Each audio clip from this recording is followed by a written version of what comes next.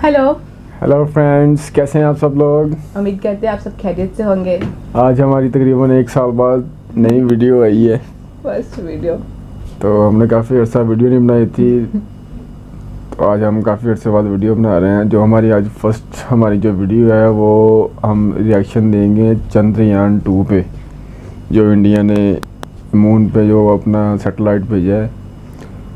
लेकिन वो तो उसका कनेक्शन तो डिस्कनेक्ट हो गया है, लेकिन फिर भी हम आज देखेंगे कि उनका जो सैटेलाइट था वो उसकी वर्किंग क्या थी। तो चलते हैं हम अपनी वीडियो। तो आप सब लोगों से गुजारिश है कि हमारे चैनल को सब्सक्राइब कीजिए, वीडियो को लाइक करें और हमारे वीडियो को शेयर कीजिएगा।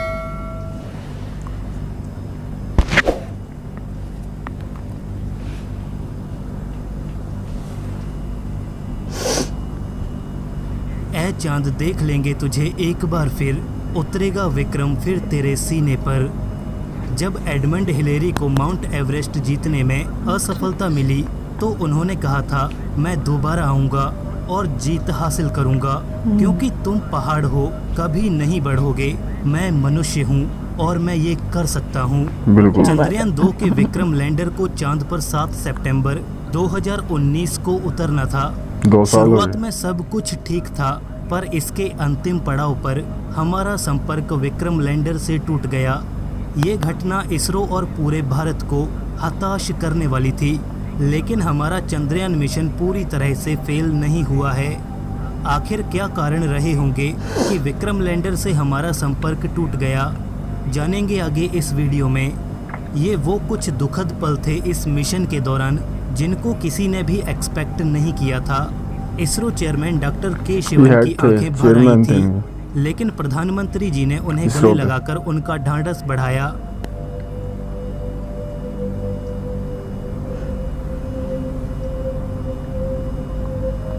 पीएम जो है वो उन्हें चुप करवा रहे हैं और रो रहे हैं ना, जो उनका जो राब्ता था वो डिस्कनेक्ट हो गया था। तस्वीरें ये भी दिल को पसीजने वाली थीं। जब के शिवन विक्रम लैंडर की अपडेट अनाउंस कर रहे थे, वो दर्द उनकी आवाज में साफ झलक रहा था।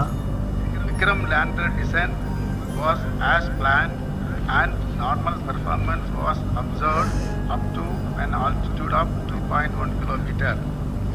Subsequently, the communications from the lander to ground station was lost. उनकी आवाज से पता चल रहा है जैसे वो ना दुखी से हैं। के शिवन और इसरो और चंद्रयान की पूरी टीम ने बहुत सराहनीय काम किया है, इसलिए सभी बधाई के हकदार हैं और हम उन्हें कांग्रेचुलेट करते हैं। वैसे हम इसे यहाँ असफलता नहीं कहेंगे, लेकिन ये घटना हमें कुछ नया सिखाकर जरूर गई है। आइए जानते हैं कैसे इस मिशन का रुख एकाएक बदल गया। चांद की सतह से करीब 35 किलोमीटर ऊपर था विक्रम लैंडर। जब इसे उतारने की प्रक्रिया शुरू की गई, लैंडर के सभी सिस्टम पूरी तरह से काम कर रहे थे। उनकी सेहत भी पूरी तरह से सही थी, सभी सेंसर्स अपना काम कर रहे थे। अब क्योंकि सॉफ्ट लैंडिंग पूरी तरह से ऑटोमेटिक होने वाली थी, जिसमें इस लैंडर पर लगे ऑनबोर्ड कंप्यूटर को आगे की कमांड्स देनी थी, वो कंप्यूटर भी ठीक तरह से अपना काम कर रहा था। 20 और 21 किलोमीटर के एल्टीट्यूड के बीच लैंडर ने ठीक हमारे अनुसार ही काम किया। इसके सभी इंजन चालू थे, सिर्फ मुख्य सेंट्रल इंजन को छोड़कर। इस दौरान लैंडर ने अपनी वेलोसिटी को 50% तक कम कर लिया था। लैंडिंग के इस फेज को रफ ब्रेकिंग फेज कहा गया। इस फेज के दौरान लैंडर को अपनी स्पीड को नीचे आते हुए कम करना था। ये फेज तकरीबन 10 मिनट का होने वाला था और इसके बाद फाइन ब्रेकिंग सिस्टम ऑन किया जाता। खैर फिलहाल रफ ब्रेकिंग फेज के 10 मिनट पूरे होने तक लैंडर ने अपनी वेलोसिटी हजारों मीटर प्रति सेकंड से घटाकर 250 मीटर प्रति सेकंड तक कर ली थी, जो कि एक बेहतर संकेत था। और अब 10 मिनट के बाद लैंडर तकरीबन 6 किलोमीटर के एल्टीट्यूड तक पहुंच चुका था। यह मिशन अपने अंतिम पड़ाव पर था। यहाँ रफ ब्रेकिंग फेज कंप्लीट हो चुका था, क्योंकि हमने इस दौरान वो स्पीड रिडक्शन का टारगेट अचीव कर लिया था जो हमें इस पॉइंट पर चाहिए था। इसके बाद लैंडर अगले फेज में पहुंचा, जो था एब्सोल्यूट नेविगेशन और एल्टीट्यूड कंट्रोल फेज। यहाँ पर लैंडर को अपने उतरने के लिए जगह का चुनाव करना था। ये फेज तकरीबन 38 सेकंड का होने वाला था। यहाँ पर लैंडर की वेलोसिटी 86 मीटर प्रति सेकंड हो गई थी और लैंडिंग साइट यहाँ से सिर्फ 4.43 किलोमीटर ही दूर थी। इस समय तक भी सब सही था। इसरो का कंट्रोल रूम तालियों से गड़गड़ा रहा था। प्रधानमंत्री मोदी भी तालियां मारने से अपने आप को नहीं रोक पा रहे थे।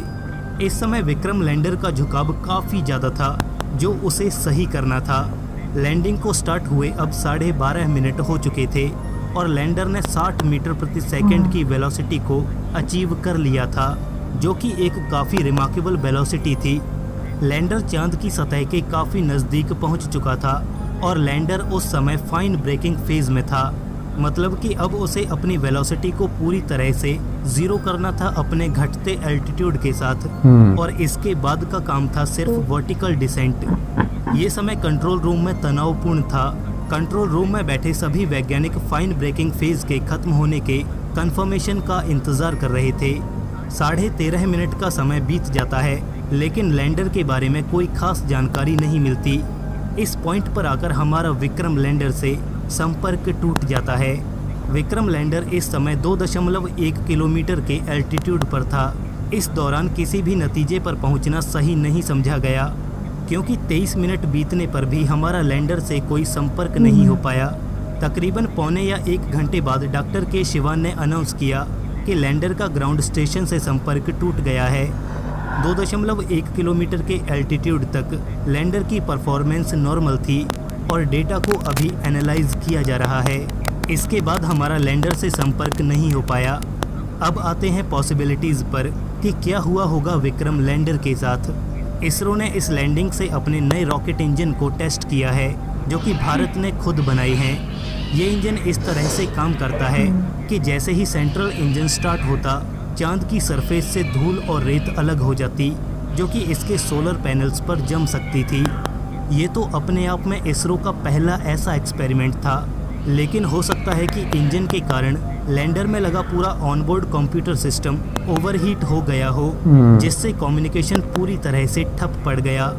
इस संभावना के चांसेस काफ़ी ज़्यादा हैं। लैंडर पर अनेकों सेंसर्स लगाए गए हैं, वहाँ के वातावरण, तापमान और अनेकों फैक्टर्स पर निगरानी रखने के लिए। किसी एक सेंसर में एक छोटी सी गड़बड़ी पूरे मिशन को गलत राह पर लेकर जा सकती थी। हो सकता है कि किसी सेंसर की गड़बड़ी से लैंडर रास्ता भटक गया हो। संभव है कि चांद पर अचानक किसी बड़ी चट्टान ने लैंडर का रास्ता रोक लिया हो और वहीं पर उसका संपर्क हमसे टूट गया। पॉजिटिव विक्रम की लैंडिंग ऑटोमेटिक होने वाली थी, तो हो सकता है कि लैंडिंग पूरी तरह से सक्सेसफुल रही हो, लेकिन हमारा लैंडर से संपर्क नहीं बन पा रहा। संभावनाएं कई हैं, लेकिन हम आपको एक पॉजिटिव साइड दिखाते हैं। पहली बात तो विक्रम को साउथ पोल पर उतारना ही इसरो का एक साहसी फैसला था। ये अब तक की सबसे कॉम्प्लेक्स लैंडिंग थी जो चांद पर अंजाम दी गई है। सबसे कॉम्प्लेक्स लैंडिंग सबसे खतरनाक जगह पर, साउथ पोल पर। आपने देखा होगा कि लैंडर और रोवर पर जो सोलर पैनल्स लगाई गई हैं वो लगभग 90 डिग्री पर हैं, क्योंकि वहाँ पर सूर्य की रोशनी तकरीबन 6 डिग्री के एंगल पर पड़ती है। तो यहाँ से पता चलता है कि इसरो ने इस लैंडिंग की सभी संभावनाओं पर काम करते हुए एक मास्टरपीस तैयार किया था, जो था चंद्रयान 2। किसी भी देश ने आज तक ऐसी लैंडिंग को अंजाम नहीं दिया है। अगर पेलोड्स में बात करें तो विक्रम लैंडर पर 4 पेलोड थे और प्रज्ञान रोवर पर कुल 2 पेलोड थे। कुल मिलाकर चांद पर 6 पेलोड उतरने वाले थे, जिनसे अब हमारा संपर्क नहीं रहा। लेकिन राहत की बात यह है कि 8 पेलोड अभी भी चंद्रयान 2 ऑर्बिटर में चांद को ऑर्बिट कर रहे हैं। कहाँ चांद पर उतरने वाले 6 पेलोड 15 दिन तक काम करते। बेशक उनसे यूजफुल डेटा मिलता, लेकिन लॉन्ग रन में ये डेटा ऑर्बिटर के 1 साल के डेटा के आगे कुछ भी नहीं होता। चंद्रयान ऑर्बिटर भी चांद के पोलर ऑर्बिट में है, तो साउथ पोल का डेटा हमें ऑर्बिटर से पूरे साल तक मिलता रहेगा। इसलिए हमें ज़्यादा हताश होने की ज़रूरत नहीं है, क्योंकि हमारा सिर्फ सॉफ्ट लैंडिंग वाला पार्ट ही थोड़ा अनएक्सपेक्टेड रहा है। हमने बिना किसी चूक के 3,84,000 से ज़्यादा का डिस्टेंस कवर किया है और चांद के 2.1 किलोमीटर तक हमारा मिशन पर पूरा कंट्रोल रहा।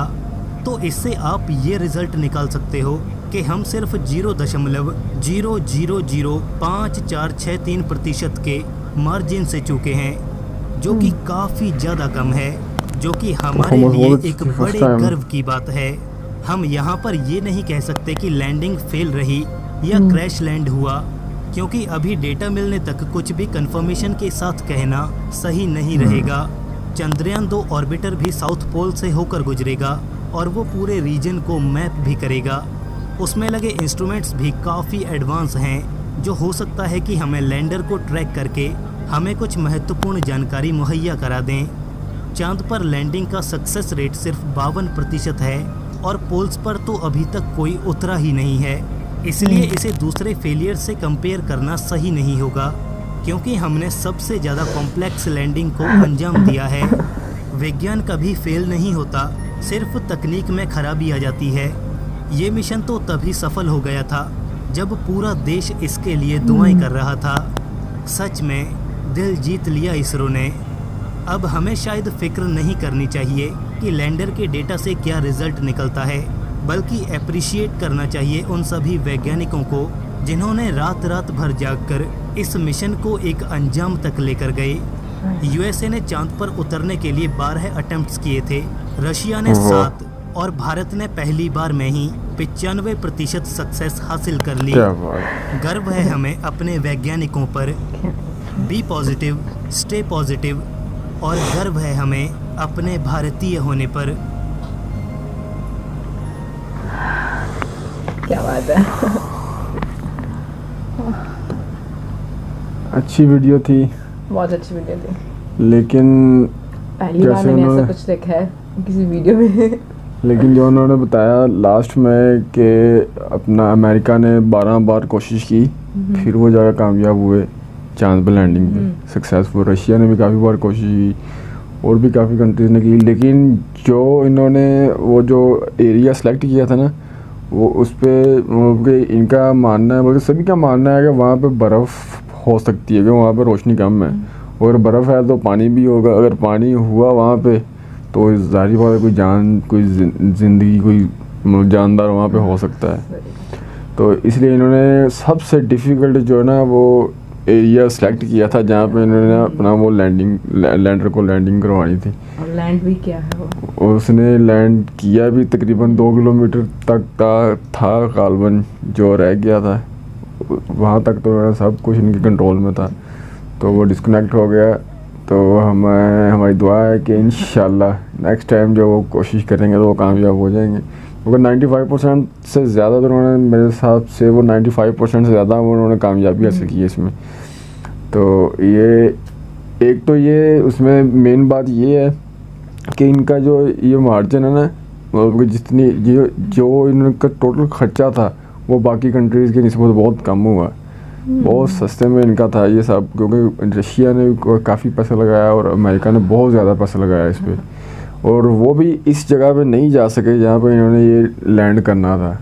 तो ये अगर वो लैंड हो जाता और इनका राब्ता डिस्कनेक्ट ना होता तो वो बहुत यूज़फुल हो सकता था। तो सभी के लिए उम्मीद करते हैं कि इंशाअल्लाह ताला नेक्स्ट टाइम जब ये अटैम्प्ट करेंगे तो ये कामयाब हो जाएंगे। तो हो सकता है इनका ये राब्ता दोबारा कनेक्शन हो जाए उसके साथ, क्योंकि ये डिस्कनेक्ट हुए हैं, क्रैश लैंडिंग नहीं हुई। उन्होंने बताया वीडियो में क्रैश लैंडिंग नहीं हुई, कुछ मसला नहीं हुआ, लेकिन राब्ता डिस्कनेक्ट हुआ। हो सकता है कनेक्शन फिर से हो जाए तो इन्हें इन्फॉर्मेशन मिलनी शुरू हो जाए।